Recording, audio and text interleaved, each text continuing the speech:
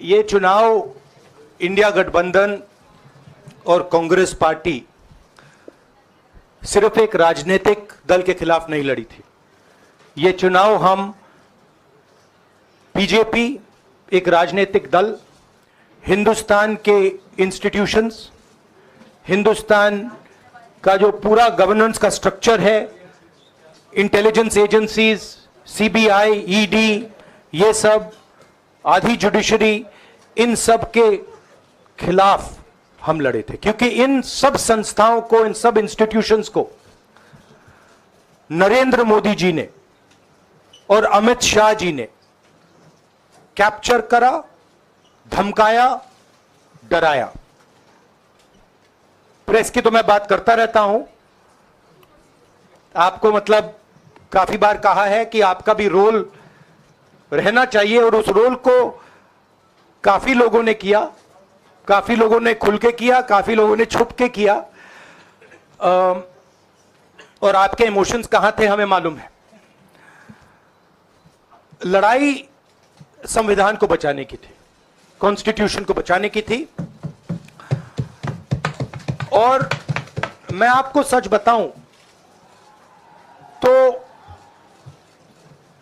मेरे माइंड में था पहले से, जब इन्होंने हमारा बैंक अकाउंट कैंसिल किया, जब चीफ मिनिस्टर्स को जेल में डाला, पार्टियां तोड़ी, मेरे माइंड में था कि हिंदुस्तान की जनता अपने संविधान के लिए एक साथ खड़ी होकर लड़ जाएगी। और यह सच साबित हुआ। मुझ में भरोसा था, और मैं हिंदुस्तान की जनता से, इंडिया गठबंधन के पार्टनर्स से, कांग्रेस पार्टी के हमारे सब नेताओं और बब्बर शेर कार्यकर्ताओं से दिल से धन्यवाद करना चाहता हूं। आपने संविधान को बचाने का पहला और सबसे बड़ा कदम ले लिया है। कांग्रेस पार्टी ने इस चुनाव में, कांग्रेस पार्टी के सब नेताओं ने 2-3 चीजें की। सबसे पहले हमने इंडिया गठबंधन के पार्टनर्स की रिस्पेक्ट की, उनकी जो विशेष थी उनको हमने साथ लिया, और आपने देखा होगा कि जहां भी गठबंधन लड़ा हम एक होकर लड़े।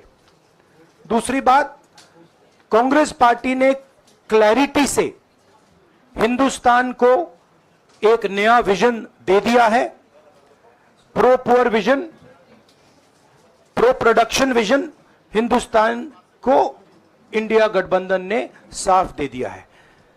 यह जो हमारा परफॉर्मेंस हुआ है, इंडिया गठबंधन का परफॉर्मेंस हुआ है, इसके पीछे कॉन्स्टिट्यूशन, जो रिजर्वेशन पर बीजेपी ने आक्रमण किया, गरीबी, अदानी जी के आपने स्टॉक्स तो देखे होंगे, देखे हैं वो स्टॉक्स उनके, तो बड़ी इंटरेस्टिंग बात है।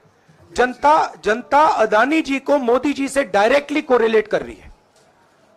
मोदी जी की हार होती है, स्टॉक मार्केट कहता है भैया मोदी जी गए तो अदानी जी गए। मतलब डायरेक्ट रिलेशनशिप है, करप्शन की रिलेशनशिप है। और देश ने नरेंद्र मोदी जी को साफ कह दिया है कि हम आपको नहीं चाहते हैं। And this is the main thing that this election has said.